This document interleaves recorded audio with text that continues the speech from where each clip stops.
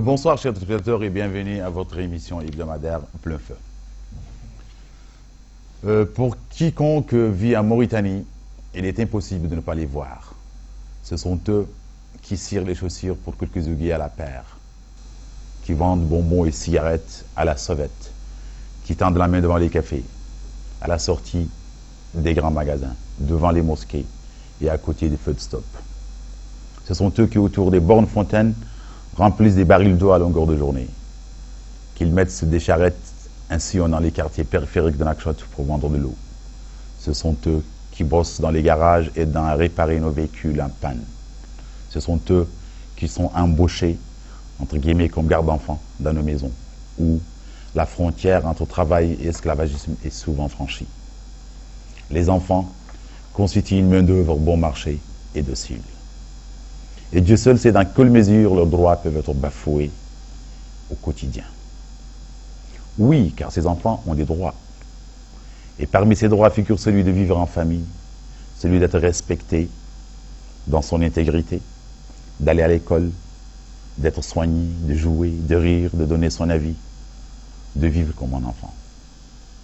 Devant toutes les situations d'asservissement, ces droits sont systématiquement ignorés et bafoués. Cependant, le travail infantile est culturellement considéré comme un mal nécessaire, voire un précieux apprentissage de la vie dans les couches de population les plus défavorisées. Bref, les enfants et adolescents travailleurs font partie de notre paysage. Mais l'exploitation infantile existe sur tous les continents et prend des formes différentes selon les traditions et les cultures. 168 millions d'enfants, ou même 250 millions d'enfants, travaillent dans le monde aujourd'hui, dont 100 millions contraints à des activités dangereuses. Donc nous n'aborderons pas le travail des enfants comme une question isolée, mais comme partie intégrante des efforts nationaux en vue du développement économique et social. Et bien sûr, pour débattre de ce sujet, je reçois pour vous, chers téléspectateurs, M. Abdallah Boumedienne, spécialiste de la protection de l'enfant. Bonsoir. Bonsoir. Et M. Isselmou Hanevi, journaliste, activiste de la société civile. Bonsoir. Bonsoir, monsieur. Voilà, donc on va parler du travail des enfants. Je commence par vous, M. Abdallah, vous êtes à droite. Donc, comment définir en fait le travail des enfants? Est-ce que c'est tout travail ou activité qui prive l'enfant de son enfance, ou plutôt toute activité qui porte préjudice à la santé physique, mentale des enfants et qui entrave le bon développement? Tout d'abord, je vous remercie de m'avoir invité. Je voudrais également faire une précision. Vous avez parlé de moi, me donner un titre de spécialiste de la protection de l'enfant. Il y a 6 ans, j'étais à l'UNICEF. C'était mon titre professionnel. C'est bien pour ça que nous avons, mais j'ai quitté vous a invité. l'UNICEF depuis 6 ans. Je me suis occupé d'autres choses. Entre-temps. Je crains ne plus mériter ce titre. Oui. Mais faisons comme si. Hein. Donc, par rapport au sujet que vous venez d'évoquer et surtout de l'introduction que vous avez faite et qui est complète, je voudrais dire que la protection de l'enfant est un droit qui est consacré par tout un arsenal juridique international, notamment la Convention relative aux droits de l'enfant, adoptée par les Nations Unies, ratifiée par la Mauritanie, les conventions de l'Organisation internationale du travail, à savoir la Convention 182 sur l'âge minimum, la 138 83 et 82. et la 190 sur les 92 pardon, sur les pires formes du travail. Donc cet arsenal juridique international qui a été ratifié par la Mauritanie et donc qui devient partie intégrante de son arsenal juridique et même supérieur à son arsenal juridique national parce qu'il est prime sur la Constitution, devient une obligation pour nous autres Mauritaniens, que ce soit pouvoir public, que ce soit la société civile, que ce soit les familles, etc. Et en parlant plus précisément... C'est quoi le travail, en fait? Voilà, la définition voilà, du travail de l'enfant. Voilà. En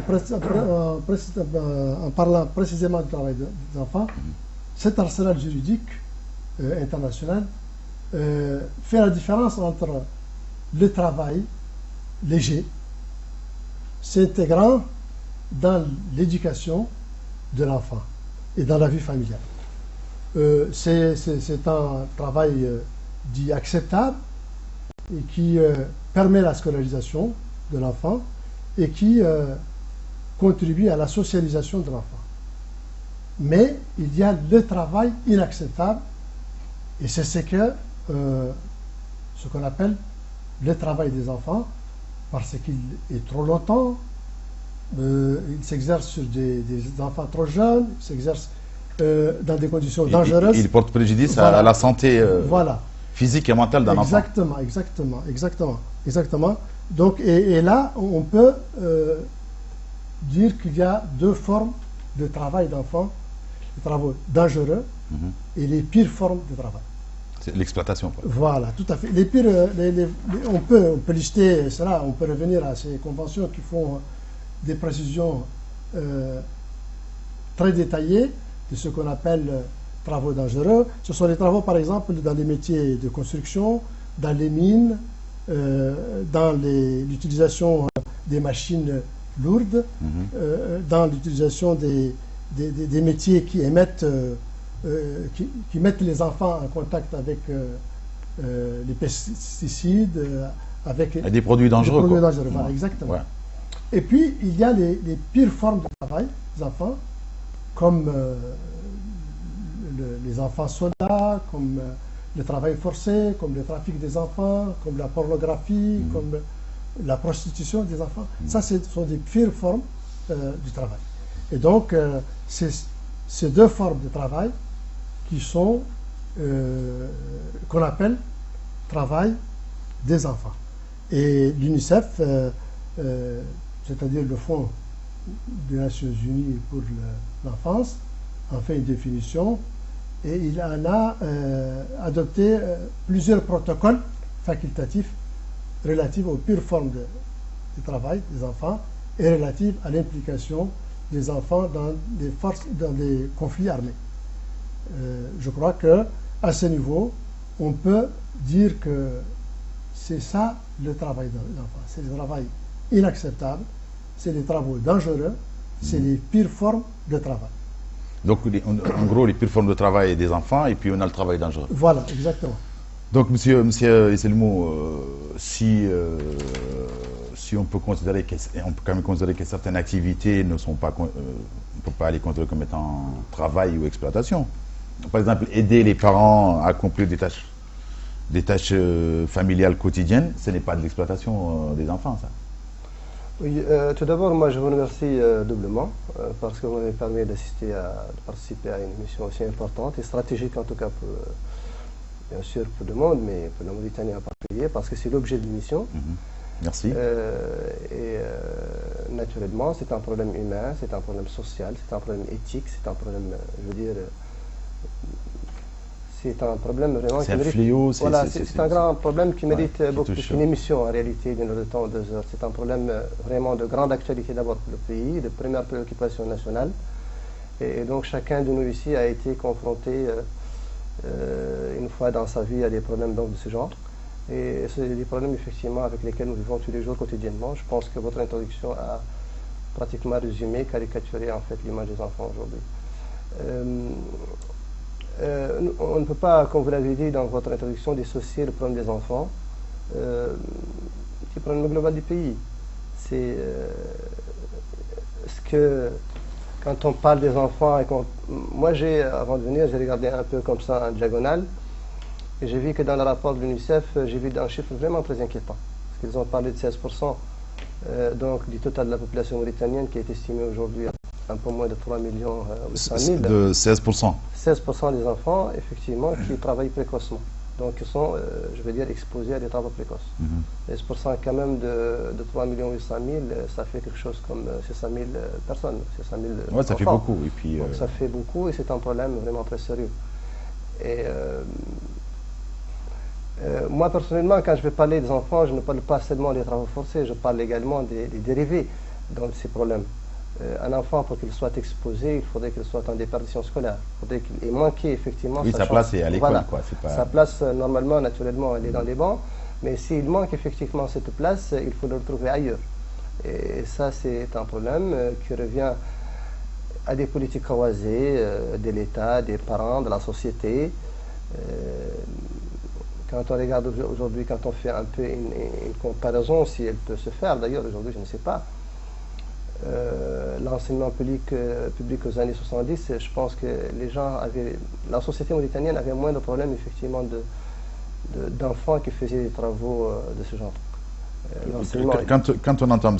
Abdoulaye, M. Modiane parler des pires formes de travail des enfants, en fait, que ce soit des formes d'esclavage, de pratiques similaires que le travail forcé, traite, servitude.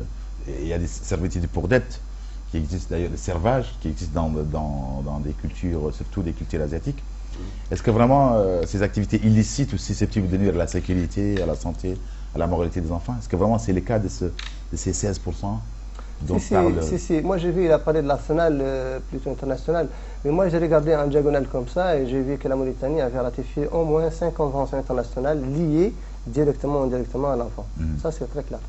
Là également, j'ai regardé en diagonale toujours et j'ai vu qu'elle a au moins, je veux dire, fait des lois, des ordonnances, qui sont au nombre de 9, je pense. Je ne suis pas rentré dans les détails, mais qui sont liées également donc, à ce problème d'enfant. Donc je pense que ce n'est pas vraiment le problème juridique qui pose un problème aujourd'hui, c'est le problème peut-être du suivi justement et de la mise en application de ces lois. Parce que c'est ça réellement le véritable problème. Mais vous ne croyez pas qu'il y a un mélange quand on parle je sais pas, mais en Mauritanie, on a souvent des enfants qui aident leurs parents dans des tâches familiales. Et puis il y a le recrutement quand même, conflit armé, trafic de stupéfiants, pornographie, tout ça. Ce n'est pas vraiment le cas de la Mauritanie. Enfin, je crois bien. Enfin, il y a, bon, au niveau de la Mauritanie, il y a un problème d'abord qui est lié à l'enseignement, c'est-à-dire les réformes de l'enseignement. Parce qu'aujourd'hui, en Mauritanie, nous avons pris de grandes décisions qui ne sont pas véritablement, je veux dire, qui sont en décalage avec le capital du pays lui-même, c'est-à-dire sa capacité. Quand aujourd'hui on sépare l'enseignement public avec l'enseignement au profit de l'enseignement privé, en fait, qu'est-ce qu'il nous a amené? Quelles sont les solutions que l'enseignement privé aujourd'hui a amenées pour la Mauritanie? D'abord, il a vidé l'enseignement public de ses compétences, ça c'est la première des choses, parce que l'ensemble des enseignants aujourd'hui est au public. Et vous croyez que ça va, vous croyez que ça touche les enfants plus que tout le monde? Mais naturellement, quand il vide, aujourd'hui, il y a deux sociétés parallèles. Il y a une petite société, une high société, dont les enfants et les filles sont au lycée français, et donc dans des lycées en fait nantis, qui payent beaucoup d'argent pour donc les former, etc. Et donc les pauvres sont obligés à envoyer leurs enfants travailler. C'est une obligation. Ils sont, soit elles sont obligées de les envoyer travailler, donc comme dans les images on va parler de ce sujet parce que c'est extrêmement important, la responsabilité de la famille et tout. Monsieur Modiane, donc tout à l'heure vous avez parlé des formes, les pires formes du travail des enfants et puis travail dangereux et tout. Quand on regarde, en fait, là tout à l'heure, je disais à M. Hanifi, en Asie, par exemple, il y a des fillettes qui sont vendues pour alimenter des réseaux de production, et puis il y a des enfants qui travaillent afin d'éponger des dettes familiales. Ça existe dans cette culture-là. En Afrique, les parents vendent souvent leurs enfants contre des bétails, parce qu'il y en a des enfants qui sont vendus un bœuf, un enfant, ou pour travailler dans des usines, des mines, surtout la guerre, exploiter pour travailler dans les plantations. Est-ce que, bon, en Amérique du Nord, en Amérique latine, ils sont victimes surtout de la pollution, pour répondre à l'appétit pervers des touristes. Et ça, c'est une autre forme d'exploitation. Quelle est la forme d'exploitation en Mauritanie qui est la plus criante? Écoutez, je crois que il faudrait... tout à l'heure, vous avez avancé le chiffre de 16%. Ouais, 16%, il dit... Les 16%, c'est les 16% des enfants. Oui. qu'il ne faut pas 3 millions. Ça, c'est la première chose. La deuxième chose, les chiffres de 16%, c'était c'était dans l'enquête à indicateurs multiples de 2004. 2012. 2004. Non, j'ai vu 2012, moi. Moi j'ai sous les yeux celle de 2012. Celle de 2012, j'ai sous les yeux, c'est pire. C'est empiré. Oui, parce que le pourcentage d'enfants âgés de 5 à 11 ans impliqués dans le travail est de 21%. De 5 à 11 ans. Ça fait 1% excusez-moi, les 16%, enfants. Non, les 16%, c'est de 5 à 14 ans. Oui, je vois, justement. Et puis, il est de 22%. Parce qu'à 14 ans, est-ce que c'est limite d'âge? Ça, c'est autre chose. Parce qu'on parle là dans les pays de développement. C'est quoi la limite d'âge? J'ai le document sous les yeux. Il est de 22% pour les enfants de 12 à 14 ans. 12-14 ans, c'est 25%. Oui, c'est 22%. Et au total, la prévalence du travail des enfants est de 22% pour les enfants de 5 à 14 ans. Ouais. C'est grave. Non, c'est grave, c'est la crise, etc. Et puis, dans les milieux ruraux, la prévalence est de 27%, contre 12% pour la zone urbaine. Et ce que je voudrais dire par là, c'est qu'en fait, le phénomène du travail des enfants est un phénomène vicieux. Ce qu'on voit, c'est la partie visible de l'iceberg. Parce que souvent, c'est entouré de mythes, c'est entouré de peurs, c'est entouré de... C'est difficile de faire une enquête. Voilà. Ouais, j'imagine, ça ne doit pas être évident. C'est difficile, par exemple, le travail domestique. C'est difficile, pour des raisons éthiques, pour des raisons juridiques, de violer un domicile pour voir si des enfants travaillent ou pas. Donc, les enquêtes sont très difficiles dans ce domaine. Et donc, en tout cas, d'après mes lectures sur ce qui a été fait, les enquêtes, j'ai opté pour ne citer que les documents officiels, c'est-à-dire l'enquête. Oui, mais la partie cachée elle est là. Bon, vous voyez, moi je vois, mais je pense qu'il faudrait être très prudent parce que ce genre de phénomène est vicieux. Et en matière de droits de l'enfant, quand un seul droit est bafoué, on est obligé de réagir. Il nous suffit de voir ces chiffres, les chiffres de 22% pour les enfants de 5 à 14 ans. C'est grave. Ah, c'est grave. C'est grave. Et quand on dit travail des enfants, je vous ai dit que c'est bien sûr le travail dangereux et les pires formes. Bon, je ne vois pas ici une différenciation faite par cette enquête qui est sous les yeux. Mais j'estime que les professionnels ont pris la définition de l'UNICEF, c'est-à-dire les travaux dangereux et les pires formes. Oui, toute forme de travail d'enfant. Nous avons oublié de citer que dans les pires formes, il y a l'utilisation des enfants dans le trafic de drogue. Bien sûr, trafic de cibles, conflits armés, pornographie. Voilà. Et ça, c'est recrutement forcé. C'est des choses difficiles à... mais est-ce que c'est vraiment le cas? Est-ce que c'est vraiment le cas de la Mauritanie? Je ne peux pas vous le dire, parce que je n'ai pas de chiffres là-dessus. En faisant des enquêtes en Mauritanie, est-ce que vous avez vu qu'il y a des enfants qui font de la pornographie, qui... pour le besoin de votre émission, trafic de cibles. J'ai lu pas mal d'enquêtes, mais je crois que la plus crédible, c'est celle-là. C'est celle faite par le gouvernement et l'UNICEF à la fois. Et c'est une enquête mandatory pour l'UNICEF, donc elle se fait tous les 4 ans, tous les 5 ans. Voilà, donc... Mais je voudrais préciser qu'en fait, le problème du travail des enfants, c'est un problème lié essentiellement à la pauvreté. Oui, justement, là on va y aller, mais excusez-moi de vous couper, mais là, tout à l'heure, M. Hanevi, vous avez un petit peu parlé de cette pauvreté qui, soi-disant, c'est sûr que c'est l'un des facteurs les plus puissants qui pousse les enfants au travail. L'exploitation de la pauvreté des parents, parce que pour une famille pauvre, la petite part de revenus qu'un enfant peut apporter grâce à son travail arrive à satisfaire les besoins et peut-être déterminants, c'est sûr. Mais vous savez que c'est une excuse. Bon, tout d'abord, je crois qu'on a beaucoup parlé des statistiques. Moi, personnellement, je suis très prudent en termes de statistiques. Ouais. Parce que nous sommes dans un pays actuellement ouvert où chacun fait ses statistiques. Oui, justement, il y a beaucoup de gens... a dit que c'est difficile aussi de faire des enquêtes. Il y a beaucoup de gens aujourd'hui qui sont très crédibles, mais qui font beaucoup de statistiques. Et puis bon, après, on se perd dans les statistiques, franchement.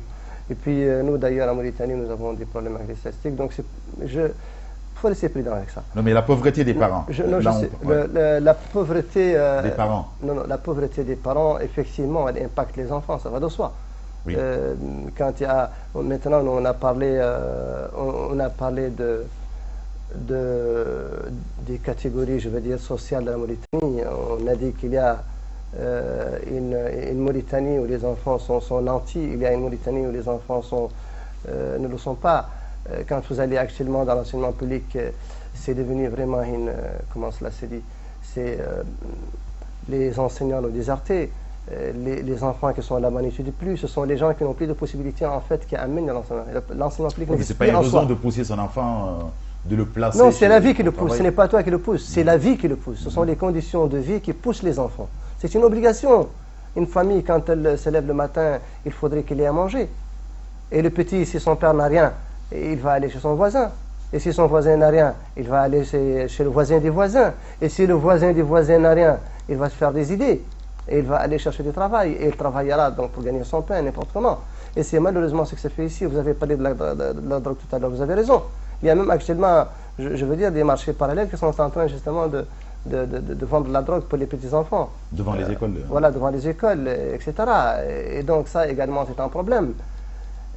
Je veux dire que la pauvreté aujourd'hui, c'est un grand problème. C'est un grand problème qui menace la stabilité sociale, qui menace l'avenir de la Mauritanie. Parce que les enfants qui sont objets de cette émission aujourd'hui sont l'avenir de la population, sont l'avenir de ce pays.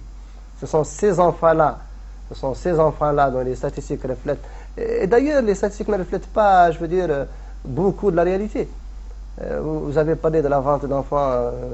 On a fait ici des années, les enfants se vendent aux Émirats, au Selou, c'est pas moi. Les filles se vendent à l'Arabie Saoudite. Je sais pas, on a vu des organisations des droits de l'homme qui sont spécialisées, peut-être connaissent mieux que moi ce domaine-là. Mais une chose est sûre aujourd'hui, est que la déperdition scolaire est responsable en grande partie de ce qui se passe aujourd'hui au niveau des enfants. Maintenant, il y a beaucoup d'intervenants, il y a beaucoup d'acteurs, chacun d'eux voilà ses arguments, chacun a ses arguments peut-être. Quand tu vas au ministère des Affaires sociales, tu as des choses, on te dit, ils ont certainement un magasin d'arguments. Quand tu vas à l'UNICEF, ils ont leurs arguments. Quand tu vas au système des Nations Unies, toutes les agences spécialisées, chacun d'eux a son argument. L'État, il a son argument. Mais entre tous ces arguments-là, c'est cette petite enfance en fait qui est en train de se perdre. D'ailleurs, je salue au passage le choix de cette émission, il est très judicieux, franchement. Merci. Donc, Boumediene, en fait, comme il dit, bon, les enfants viennent, si des enfants viennent me demander de travail, bah, si je leur interdis, que vont-ils faire en fait? Ils vont aller chez l'épicier du coin et ils vont devoir certainement voler. Est-il préférable de les faire travailler? Est-ce que c'est pas positif de les faire apprendre un métier? Et puis surtout savoir qu'est-ce que ça coûte de gagner de l'argent. Est-ce que c'est une raison? Il y a beaucoup de gens qui avancent ces raisons-là. Cette pauvreté, l'argent des parents ne suffit plus. Est-ce que c'est une raison vraiment? Non, vous avez raison. Je crois que c'est ça la difficulté de ce phénomène de travail des enfants. C'est qu'en fait, il y a la pauvreté des parents qui poussent les enfants à aller travailler. D'ailleurs,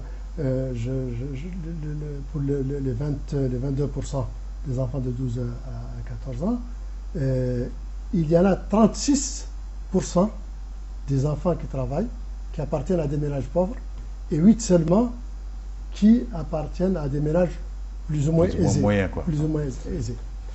Ce qui veut dire qu'il y a une corrélation nette entre pauvreté et travail des enfants. Mais il y a aussi les traditions, il y a aussi les croyances. Hein? Par exemple, les enfants talibés, ces enfants qui mendient, ça c'est un avatar d'un phénomène poulard qui envoyait des enfants, des riches, mendier pour leur apprendre l'humilité. Ça, c'était avant. C'était avant. Ouais, pour leur parce qu'aujourd'hui, ce n'est vraiment plus... Pour apprendre l'humilité. Ouais. Maintenant, ce sont des enfants qui passent toute la journée à mendier et ils n'ont plus le temps d'apprendre quoi que ce soit. Qui vivent même plus chez leurs parents. Ça, c'est une pure forme de travail. Et tout à l'heure, vous me posez la question, pure forme. Tout à l'heure, ce matin, je faisais un tour à Oksara, mais j'ai vu des enfants travailler dans des ateliers de peinture, sans masque, sans rien du tout. Mais bien sûr, mais bien sûr. Ça, c'est dangereux pour le... Oui, avec des matériaux dangereux. Tout à fait. Ils portent des objets très lourds dans les garages. Et là, vous voyez, c'est les images que nous avons vues tout à l'heure, des enfants qui cherchent de la ferraille pour les vendre à des adultes. Oui, mais pour revenir à votre question, je crois que la question de... Est-ce que c'est pas trop facile quand on dit... Excusez-moi, mais les spécialistes, quand on dit interdit de travailler, c'est trop facile quand même. Il n'y a pas le choix. C'est trop facile. Mais d'abord, c'est un droit. Il ne faut pas l'oublier. Il ne faut pas oublier que la Mauritanie, que les pays africains ont ratifié les conventions. Oui. La Convention relative aux droits de l'enfant. Hein, ils ont ratifié les conventions de l'OIT. Donc c'est une obligation. Il est vrai que ces conventions posent des idéaux à atteindre.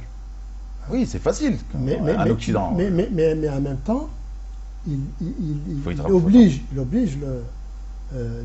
la communauté internationale d'accompagner les pays qui n'ont pas les moyens de mettre en œuvre ces conventions-là, et notamment dans le travail des enfants. Il y a des programmes qui sont en cours, et il y a des politiques. Mais ce que dit M. Hanedi, c'est tout à fait vrai. Est-ce qu'il y a une conscience? Non, je crois que... Est-ce qu'il y a une conscience? Non. Il faut Est-ce que les gens se rendent compte, en fait, que faire travailler un enfant, c'est grave? Je pense que le problème du droit de l'enfant, c'est un phénomène de longue haleine. Il y a, à ma connaissance, des mesures qui ont été prises. Ces mesures doivent être renforcées, elles doivent être accélérées. Il y a des programmes qui concernent la protection de l'enfant, qui concernent le travail de l'enfant. Il y a une politique sociale qui a été élaborée par une stratégie de politique nationale qui a été élaborée. Il y a un système de protection de l'enfant qui a été mis en place, à ma connaissance, à Nouakchott, à Nouadhibou, et qui devait être étendu à plusieurs autres régions. Mais ça doit être renforcé, ça doit être accéléré. Et il me semble que les budgets des affaires sociales, les budgets de la protection de l'enfant sont insuffisants. Si je prends un exemple, la formation des assistants sociaux qui doivent prendre en charge ces enfants, qui doivent les encadrer. Mais on a un ratio, il y a une étude en 2012 qui trouvait un ratio, tenez-vous bien, hein, on a 120 assistants sociaux, y compris les retraités, sur 3 millions de personnes. Regardez le ratio. 120 assistants sociaux de toute la Mauritanie. De toute la Mauritanie pour 3 millions d'habitants. Si on regarde les budgets des affaires sociales, c'est un budget par rapport à celui de la défense, par rapport à celui de l'intérieur, par rapport à celui de je ne sais quoi. C'est minable. Je m'excuse de le dire. Oui, c'est vraiment... Alors qu'en fait... Hein? Il faut avoir de l'argent pour combattre ces fléaux. Oui, il faut avoir de l'argent pour avoir ces fléaux. Mais il faut un arsenal juridique aussi. Mais le développement est maintenant synonyme de réduction de pauvreté. Et la pauvreté, ce sont les enfants qui sont les plus affectés. Ah oui, bien sûr. Donc, si on veut vraiment faire le développement, il faut investir dans les enfants. Ouais. Dans leur éducation, comme il a dit, je crois que l'éducation est très importante. Ouais. Il faut dans leur santé, dans leur nutrition, dans l'eau salibre, hein, parce qu'un bon départ pour les enfants permet de faire une génération. Oui, c'est sûr, c'est l'école, tout passe par l'école. Voilà, d'hommes et de femmes qui peuvent casser le cycle vicieux de la pauvreté.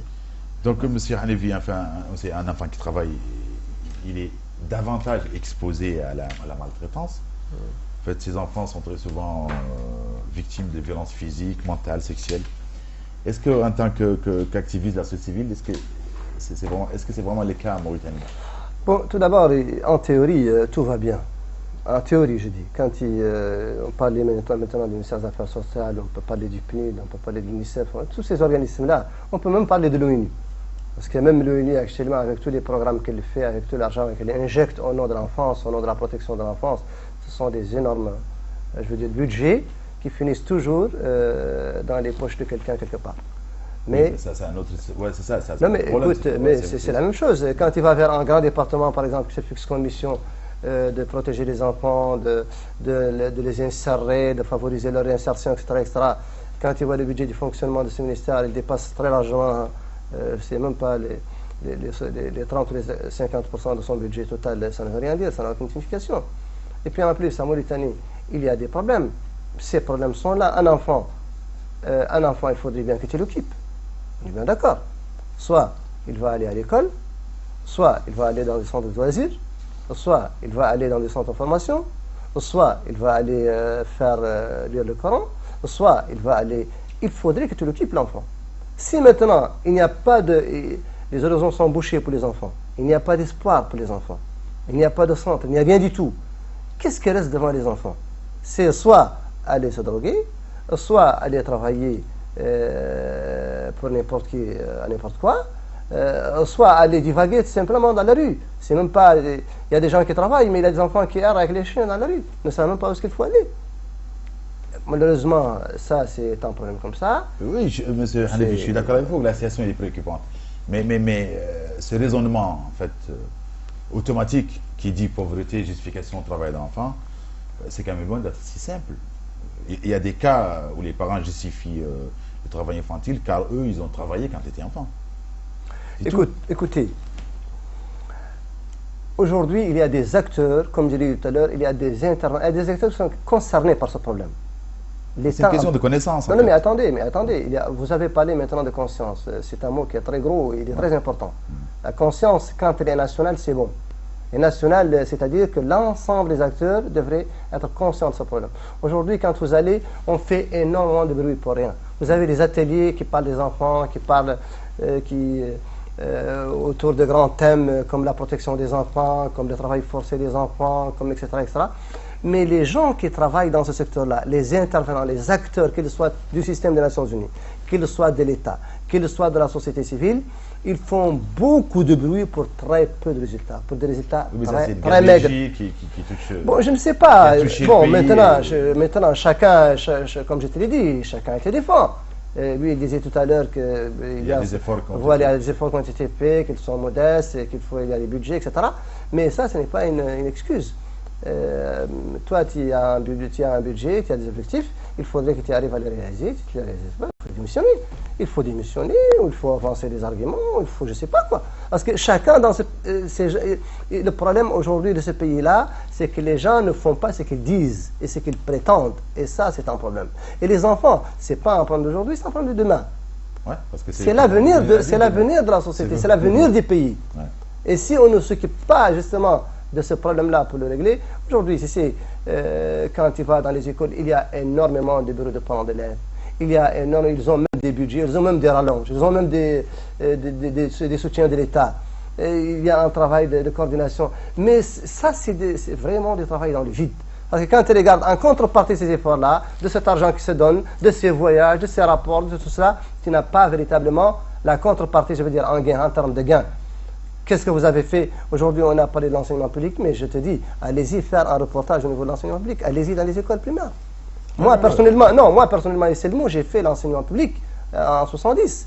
Et je t'assure que c'était nous sommes loin du compte. Oui, mais c'est le pays en général qui... Non, mais en général, ouais. Bon, ça, tu sais, bon, il y a des décisions politiques qu'on prend. Non, il y a des décisions qu'on prend. Ces décisions, c'est un décideur, lui, il prend une décision. Mais est-ce que cette décision réellement reflète l'intérêt, je veux dire, comment dirais-je, de la société, du peuple où il est, ou est-ce que c'est du copier-coller, ou est-ce que c'est de l'imitation, est-ce que c'est c'est pour la démonstration, de la fantaisie. Mais en tout cas, aujourd'hui, toutes les décisions qui ont été prises, je veux dire, dans deux domaines au minimum, dans le domaine de l'enseignement et dans le domaine de la santé, ne reflètent pas du tout, l'intérêt du pays. Ouais. En fait, monsieur Alevi... Et quand je dis ça, parce que dans le domaine de l'enseignement, pourquoi? Aujourd'hui, l'enseignement, c'est du n'importe quoi. Parce que l'enseignant, tu le cherches en classe dans l'école publique, il n'est pas. Tu le cherches en classe dans l'école privée, il n'est pas. Et donc, il est entre les deux. Et il ramasse beaucoup plus d'argent dans le privé que dans le public. Et c'est le cas également du docteur. Tu vas le trouver dans son... Du médecin, tu vas le trouver dans l'hôpital, il est vide. Mais quand tu le vois dans sa clinique, il est là. Et donc, il n'y a pas eu, malheureusement, le législateur, lui. Mais toi, un docteur, un cadre, le contribuable a payé de l'argent pendant 7 ans pour que ce bonhomme-là se forme. Et quand il revient, il ouvre sa clinique ou il ouvre son école privée au détriment justement de la collectivité et qu'on le laisse faire. Il faudrait qu'il y ait des lois qui interdisent. Non, il faudrait d'abord qu'il y ait des lois qui interdisent à ces messieurs de ne se donner à des métiers privés, hein, que quand il va à la retraite. Il faut qu'il paye, quoi. Non, que quand il va à la retraite, il faut débourser ce qu'on a payé pour toi et puis après tu fermes, tu n'as qu'à ouvrir toutes les cliniques ou toutes les classes. Ouais, en fait, quand on parle de volonté politique, là je vous pose une autre question parce que c'est vrai, la volonté politique c'est important. Mais c'est une question de connaissance en fait. Comment faire comprendre à ces parents qui envoient leurs enfants travailler que l'apport économique de cet enfant qui peut être de 400 à 500 gains par jour enlève beaucoup plus au futur de cet enfant. Est-ce que tu vas les trouver? Et donc bien sûr au futur de sa famille. Mais est-ce que tu vas les trouver justement? Comment faire? Est-ce que tu vas les trouver? Non. C'est notre rôle à nous non, tous mais là. Non, ses parents ils sont avec lui. Non, ses parents ils se retrouvent avec lui dans la ville. Ils cherchent eux aussi. Ils travaillent, ils font un travail forcé. Mais c'est notre rôle à nous. C'est notre rôle à nous. C'est la loi de la pauvreté. Comment faire expliquer à ses parents qu'en fait ils deviennent plus pauvres? C'est vicieux. Quand vous envoyez votre enfant travailler, ça veut dire que qu'est-ce qui ramène lui? Il va devenir plus pauvre et la famille va devenir plus pauvre. Comment faire en fait? Non, je crois que vous parlez de quelque chose de très important. Le problème de la protection de l'enfant, le problème des droits de l'enfant, c'est une question holistique où il y a tous les aspects.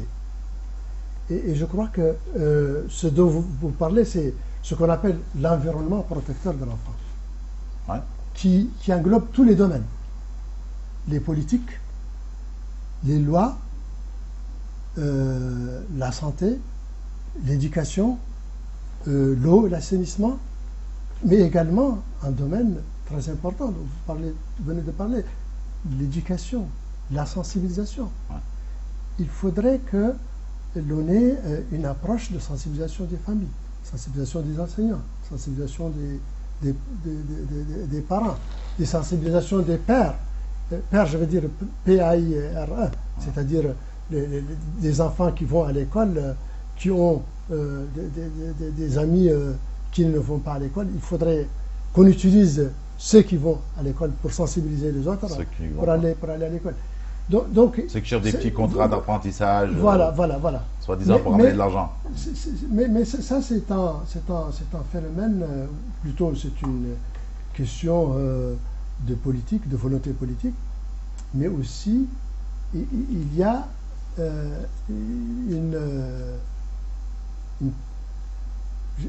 comment dirais-je, il faudrait être rationnel dans ce conflit. Il y a un phénomène. On ne va pas attendre de traiter ce phénomène de travail des enfants, attendre le traitement que tout soit mis en place. Il y a des enfants qui sont dans des pires formes ou dans des travaux dangereux. Il faut encadrer ces enfants, il faut soutirer ces enfants. Et ça c'est la loi. Voilà, il faut une loi. C'est la loi, mais il y a aussi des programmes. Il y a des programmes en faveur de ces enfants, mais il y a des programmes qui doivent être dirigés vers les familles de ces enfants pour leur permettre de subvenir à leurs besoins. Et je crois que la société civile, l'État, les partenaires de développement ont tous leur rôle à jouer. Je dirais même les bonnes volontés, les hommes d'affaires, les banques, les entreprises. Tout le monde est responsable de cela. Donc une fois que, et parallèlement aux opérations, aux programmes qui doivent soutirer ces enfants à leur travail, à travers des programmes de formation, à travers des programmes d'éducation, à travers des programmes d'activités génératrices de revenus pour les familles, on continue la politique, on continue d'améliorer l'environnement protecteur, on continue à prendre des lois pour améliorer l'environnement juridique qui protège ces enfants. On peut élaborer des politiques nationales et des stratégies de lutte contre ce phénomène, hein, et bien d'autres. Donc je crois qu'il y a des mesures à prendre à court terme, mais il y a des mesures qui sont de plus long terme. Mais je reviens pour insister sur le fait que le problème est un problème de pauvreté. Oui, et je suis d'accord. Il faudrait. Mais c'est quand même facile de dire, je pense que je suis pauvre, donc je vais faire travailler mon enfant. Non, c'est pas ce que je veux dire. Donc il y a l'école publique, elle existe. Je veux dire que les pouvoirs publics, les partenaires de développement, doivent investir dans l'enfance, dans une bonne éducation pour les enfants, une bonne formation professionnelle pour les enfants qui travaillent déjà, une politique de santé, de prise en charge des enfants dès leur premier âge, hein, et de leur assurer une santé physique, mentale, hein, et de leur assurer un environnement protecteur des enfants. Je crois que ce sont on devrait marcher à plusieurs vitesses. Vitesse immédiate. Hein. Il y a des cas qui sont dangereux, qui sont urgents. Hein. Il y a des enfants qui risquent leur vie. Dangereux. Voilà, qui risquent leur vie. Il faut les soutenir tout de suite. Et il faudrait leur trouver des solutions de placement dans des familles d'accueil, dans leur famille, leur faire des formations professionnelles, et les mettre à l'école, etc. Et moi, je vois une autre forme de risque pour les enfants. Je ne sais pas si vous jetez un coup d'œil sur ces concessions fermées, où il y a des gardiens qui ont des enfants qui ne vont pas à l'école, et qui ne travaillent même pas, qui passent toute la journée à se balader. Oui, qui ne travaillent pas et qui ne vont pas à l'école. Qui ne vont pas à l'école. C'est souvent, je ne sais pas, est-ce que ça existe? Et ça, c'est quelque chose aussi de très grave. C'est un phénomène très grave. Oui, parce qu'il n'aura aucune possibilité d'évoluer dans sa vie professionnelle, ni sociale, parce qu'il ne va pas à l'école, ne travaille pas. Donc en fait, pour ceux qui n'ont pas été scolarisés, il y a un phénomène en Mauritanie quand même, parce que les parents qui n'ont pas les moyens envoient souvent leurs enfants à des proches en ville pour assurer leur scolarité, et souvent ces proches les exploitent à d'autres fins. Bon, justement, c'est ça la société civile. Il y a des exemples en Mauritanie. On a tendance à remettre tout sur la pauvreté. Moi, je crois que la pauvreté, elle est chez nous, pas forcément nécessairement économique. Oui, c'est facile, c'est vrai. Non, je veux dire que nous avons une pauvreté plutôt morale, civique. Moi, personnellement, je pense qu'en Mauritanie, il y a des hommes. Culturelle, d'ailleurs. Non, culturelle, bien sûr, sociale, tout ça. Moi, je pense qu'en Mauritanie, il y a des hommes, il y a des moyens, il n'y a pas de raison que les gens ne réussissent pas. Il n'y a absolument aucune raison. Mais il y a un grand problème de ressources humaines. Et quand on dit ressources humaines, c'est pas parce que c'est pas un problème, je veux dire, forcément de qualification professionnelle, de machin, mais c'est surtout un problème de, comme je l'ai dit tout à l'heure, de pauvreté morale. Les gens, moralement, en réalité, ne sont plus à un certain niveau, ils ne sont plus même à une certaine moyenne. Oui, il y a un problème de connaissance. Voilà, et culturellement et tout, ça pose un problème. Mais bon, tout compte fait, aujourd'hui, comme je l'ai dit, quand on regarde sur les 20 dernières années, le volume des enveloppes financières qui ont été engagées au service de développement social et économique de la Mauritanie, c'est énorme. Et cela n'a pas du tout, non mais vraiment pas du tout, réduit l'écart entre la classe riche et la basse classe. Parce que d'abord, il n'y a pas encore une classe moyenne. Et donc, malheureusement, on a tendance véritablement de penser que cet argent ne va pas vers les bénéficiaires. Ne va pas vers les bénéficiaires. Et donc, malheureusement, ça donne quoi? Quand on dit maintenant 16%, ça fait quelque chose comme 600 000 enfants qui font des travaux précoces en Mauritanie. Mais c'est vraiment inquiétant. Il y a lieu véritablement de tirer la sonnette d'alarme. Vous avez tout à fait raison quand vous parlez de volonté politique.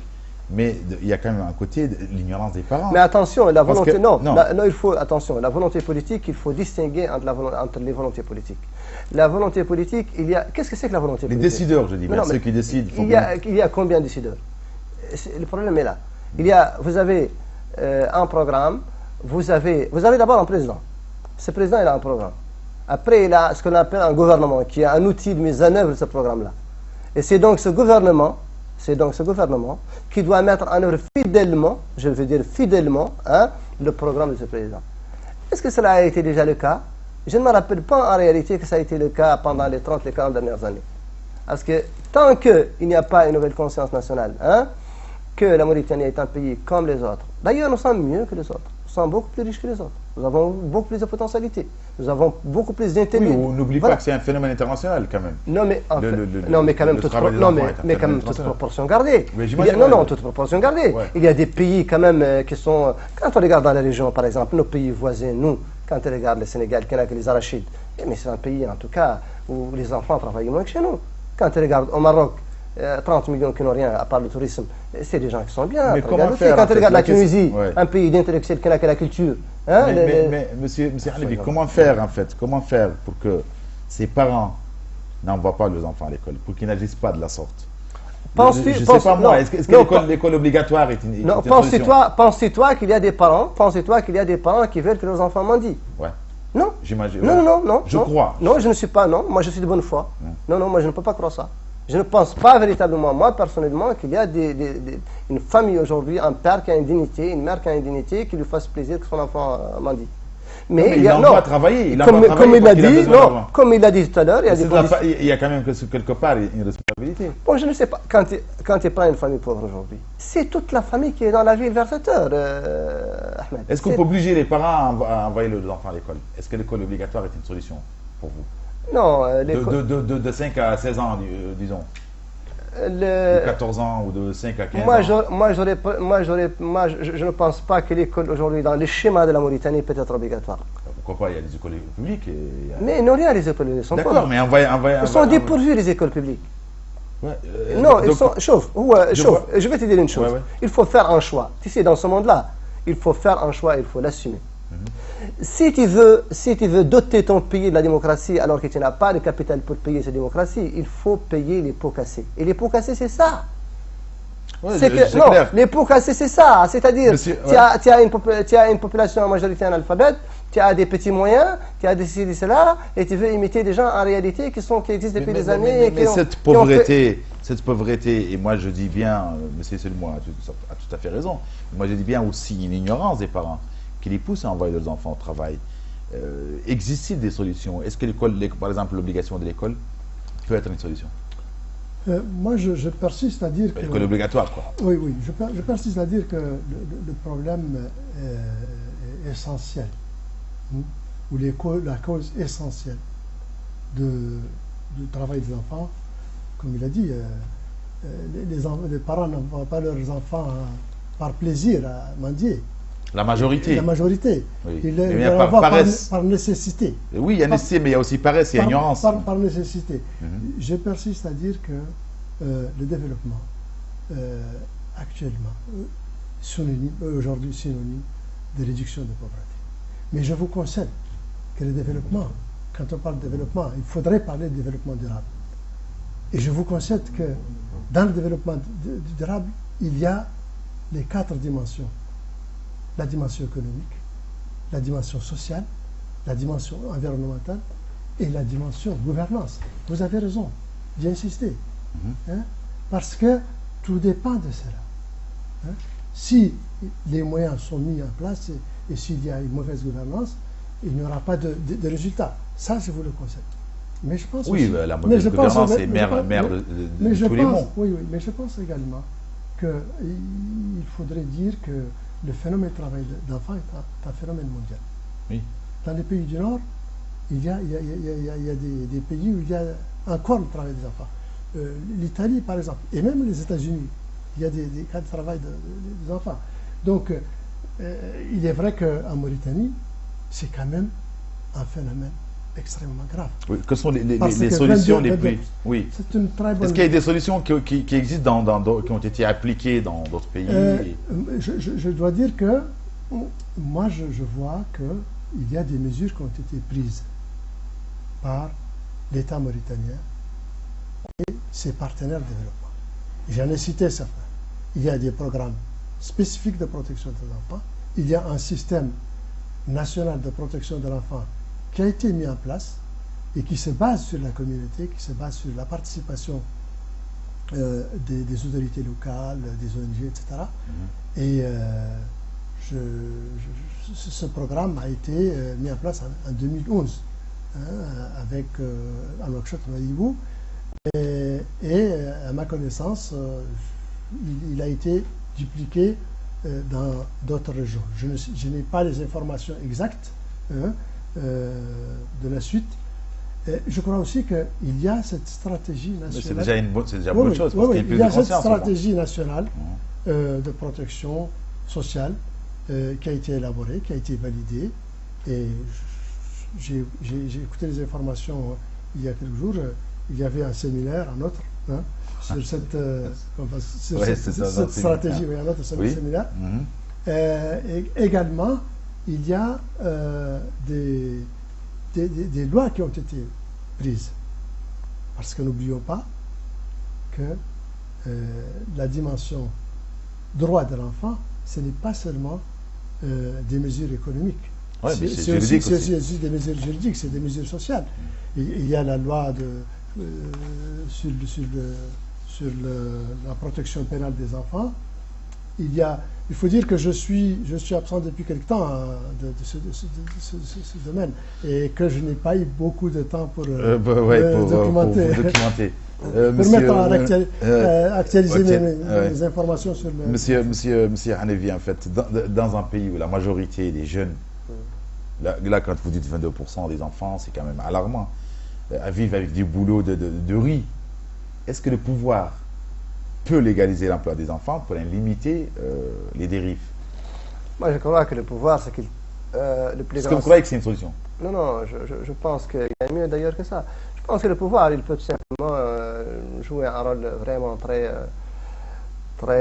avant-gardiste pour faire revenir les enfants en classe. Non pas pour légaliser leur travail, mais pour les faire venir en classe. Donc obliger les parents à envoyer les enfants à l'école. Tu n'as pas besoin de les obliger. Il y a des conditions, je veux dire, environnementales qu'il faut mettre, il y a des conditions éthiques.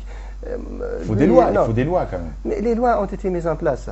Ce n'est pas un problème de loi. On a maintes fois dit que le problème ici, ce n'est... Moi je te dis, il y a eu un moment, là, je pense, il y a 2 ou 3 ans, il y a une bonne communauté de parlementaires qui avait...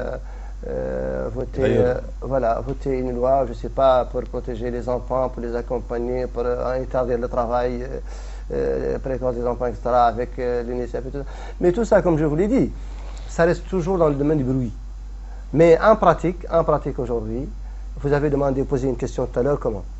Moi, je vous dis qu'ici, le problème de ce pays est que tout est regardé avec les yeux de la politique. Tout est politisé. Même les enfants sont politisés. Et si on ne met pas la politique de côté pour servir le développement social et économique de ce pays, je crains personnellement que les choses vont aller de mal en pis. Oui, mais parce que tout simplement, parce que entre nous là, en tant que spécialiste, vous êtes des spécialistes du domaine. En tant que journaliste, je me suis intéressé à ce sujet, vous pose des questions. On essaie de trouver des solutions. Il faut quand même que nos intellectuels trouvent des solutions. Les solutions... Si vous envoyez un parent, excusez-moi, si vous envoyez un parent en prison parce qu'il n'a pas envoyé son enfant à l'école, ça ne va pas être de la fin du monde. Ahmed, je vais vous dire une chose. Les solutions doivent être globales. Tu ne peux pas, nous, dans ce pays, on ne peut pas, comme je l'ai dit tout à l'heure, prendre les enfants et donc régler le problème en dehors des autres problèmes qui les entourent. Il faut régler les enfants des professeurs. Il faut régler les problèmes du pouvoir d'achat. Il faut régler les problèmes de la politique. Oui, je viens. Il faut savoir qu'est-ce qu'on veut en Mauritanie. Il faut vraiment savoir qu'est-ce qu'on veut. Parce que toi, tu te définis un objectif. Tu dis, moi, je vais aller vers l'objectif A. Il faudrait que tu aies soit une alternative si tu ne peux pas aller vers l'objectif A, soit que tu aies les moyens d'aller vers l'objectif. Notre objectif en Mauritanie aujourd'hui, c'est quoi? ne sait pas ce qu'on fait en fait. Mais je ne sais pas, moi, c'est-à-dire que moi je voudrais une réponse à cette question. Où est-ce qu'on va? Est-ce qu'on va vers une éducation unifiée, standardisée, où l'État est fort, l'enseignement public est fort, où où nous avons une bonne planification, une bonne adéquation à ce qu'on veut l'année prochaine, 3 ans, 4 ans, en matière de docteur, en matière d'ingénieur, etc., etc. Est-ce qu'on veut privatiser aller vers la privatisation pour permettre à tout le monde donc d'enseigner comme elle veut, où elle veut, quand elle veut, avec la langue qu'elle veut, avec la culture qu'elle veut? Est-ce que vous avez aujourd'hui qu'en Mauritanie, nous avons actuellement des milliers d'écoles, des milliers de pays. Chacun d'eux a son école à lui, avec son drapeau, avec sa culture, avec sa langue, avec sa façon, lui, de vouloir nous former, de vouloir nous façonner, de vouloir nous... Donc c'est général, quoi. En fait. Malheureusement, c'est un problème comme ça. Il faut, comme je l'ai dit, il faut ça. Non, non, malheureusement, il faut savoir, il faut demander aux Mauritaniens qu'est-ce qu'ils veulent. Ouais, et quand on le sera à ce moment-là, eh bien, l'émission aura son sens. Donc en fait, M. Modiane, donc le travail infantile est une réalité dans notre pays, donc on est tout à fait d'accord. Comme il est très difficile de lutter contre ce phénomène, si le pouvoir, en lui posant la même question, si le pouvoir légalise ce travail pour protéger, les droits des enfants travailleurs et leur garantir au moins la sécurité au travail. Est-ce que vous croyez que ça peut être possible? Je crois que dans le domaine de la législation, je crois que les conventions internationales précise qu'il faudrait que tous les États partis, c'est-à-dire les États qui ont ratifié ces conventions, doivent intégrer dans leur législation un âge minimum d'admission. Qui est mineur, qui n'est pas, quoi. Voilà. Et si je ne m'abuse, la Mauritanie, c'est 12 ans, je crois. Oui, donc c'est pas pareil voilà. C'est 12 ans, dans d'autres pays, c'est 14 ans. 15 ans, dans d'autres pays. Oui, il y a des lois pour faire travailler les enfants à 16 ans. Ça dépend. Il est vrai qu'il faudrait qu'il y ait des lois, mais que ces lois soient applicables et qu'on les mette en œuvre. Mais il y a également l'éducation. Et l'éducation, c'est quelque chose de très important. Je crois que non seulement pour sortir à court terme, à long terme, de ce phénomène de travail des enfants, il faut une école digne de ce nom. Il faut généraliser l'enseignement. Donc quand on dit l'âge minimal légal, c'est-à-dire que ma question est-ce que si on légalise le travail de l'enfant qui a 7 ans, 8 ans ou 9 ans, est-ce qu'on peut légaliser ça pour pouvoir régler ce problème? On est obligé de passer d'un âge minimum de travail. Ben justement, pourquoi pas? Moi, je crois que... Un mineur, en raison de son âge, c'est vrai qu'il représente... Je ne suis pas juriste, mais je crois justement, c'est un problème juridique. C'est vrai qu'un mineur, il ne présente pas un degré de maturité générale suffisamment pour que le droit puisse, par principe, attribuer un comportement effet juridique. Non, je crois que dans la législation... Il faut des spécialistes. Il y a un âge minimum. Oui, j'imagine, il y a un âge minimum. Mais ce n'est pas seulement un problème d'âge. Moi, je vous ai dit que le phénomène, comme vous l'avez dit, il faudrait 2 voies pour le traiter. Il y a une voie à court terme. Et ça, il y a des enfants qui sont dans des travaux dangereux. Oui, je vois très bien ce que vous dites. Il faut commencer d'abord par ça. Des programmes spécifiques. D'abord et ensuite. Spécifiques, non, mais parallèlement. Ouais. Spécifiquement pour ces enfants. Il faudrait des programmes de formation, il faudrait des programmes d'activités génératrices de revenus pour leur famille, parce que il faut vivre aussi des familles, ça il ne faudrait pas l'oublier. Et ces familles ont besoin d'un revenu pour vivre. Oui. Hein? Mais également, il faudrait penser à l'avenir. Il faudrait généraliser l'enseignement. Il faudrait soutirer... Généraliser voilà, il faudrait sans obliger... soutirer ces enfants-là. Mais l'enseignement, il est général. Il y a des écoles partout. Oui, mais l'accessibilité. Il y a des écoles partout. Théoriquement, on ne peut pas obliger les parents à envoyer leurs enfants à l'école, c'est un problème. Je crois que le problème n'est pas un problème de vouloir des familles, c'est un problème de pouvoir. Hein? Oui, parce que de pouvoir. En gros, on revient toujours à la pauvreté. Voilà, des familles qui n'ont pas de quoi acheter un cahier, qui ne peuvent pas accompagner leurs enfants à l'école, ça, c'est parce qu'ils n'ont pas de revenus. Et je crois que c'est un problème majeur. C'est un problème toujours les conditions de vie précaires des parents. Fondamental. Donc, à mon avis, il faut ce problème d'éducation, il faudrait un problème de gouvernance, il faudrait...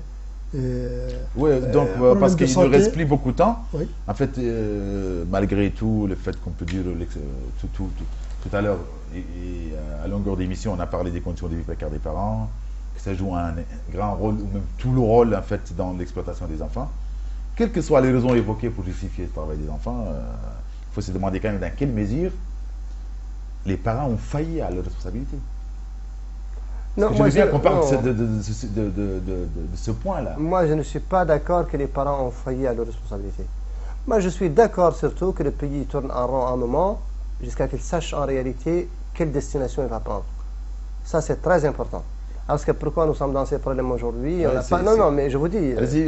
Parce que la responsabilité des parents pour vous n'est pas la non, elle n'est pas mise en cause. Il y a, vous savez, la famille, c'est la plus petite cellule de la société. Ouais. Il y a des intervenants.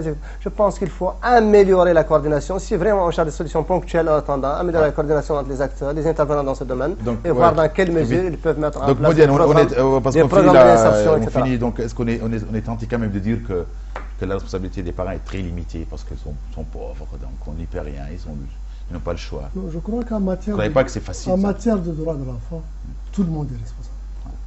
Les individus sont responsables, les parents sont, les familles sont responsables, l'État est responsable, les collectivités locales sont responsables, les associations de la société civile sont responsables. Nous sommes tous responsables. Donc vous appelez à une vigilance accrue pour parvenir à l'élimination du travail des enfants? J'appelle à des programmes spécifiques pour ces enfants, qui sont de plusieurs natures. Nature sociale, éducation, sensibilisation. Donc vous croyez qu'un monde sans travail des enfants est possible? Pardon? Un monde sans travail des enfants est-il possible? C'est un idéal. C'est un idéal et je pense que... C'est possible. Je reviens sur mon idée essentielle et je crois qu'elle est partagée par beaucoup de monde. C'est que maintenant, financer le développement, c'est investir dans les enfants. C'est-à-dire investir dans l'éducation des enfants, investir dans la santé des enfants, investir dans la nutrition des enfants. Et c'est ça la voie pour arriver à un développement économique et social du pays. Donc je conclue, avant j'ai fini, vous poser la question. Moi je réponds à la même question. Vous croyez qu'un monde sans travail des enfants est possible? Non, je crois qu'une Mauritanie sans le travail des enfants est possible. Pas un monde, mais la Mauritanie sans le travail des enfants est possible. C'est un pays très riche, c'est un pays qui a des moyens, qui a des hommes, qui a des ambitions, et on ne doit pas en réalité chercher des solutions faciles. Voilà, légaliser le travail des enfants, alors que nous avons des moyens qui peuvent être à la disposition de nos enfants, parce que c'est notre avenir, c'est tout. Voilà. Donc ce sera le mot de la fin, et puis surtout, on revient sur l'idée générale de ces débats, n'ayant pas de revenus stables et ayant beaucoup d'enfants à la charge. Certains parents, malheureusement, placent leurs enfants au travail et tirent un revenu de façon plus ou moins périodique. Sachez que ceci est un leurre, puisqu'en réalité, le travail des enfants perpétue la pauvreté. C'est un cercle vicieux, car le travail conduit l'enfant à avoir des revenus maigres. Ce travail est donc à la fois cause et conséquence de la pauvreté. Donc, chers téléspectateurs, merci d'avoir suivi ces débats, et puis je remercie en votre nom M. Abdoulaye Boumediene, spécialiste de la protection de l'enfant, et M. Issel Mohanevi, qui est journaliste et activiste de la société civile. Très belle semaine à tous et excellente soirée. À très bientôt.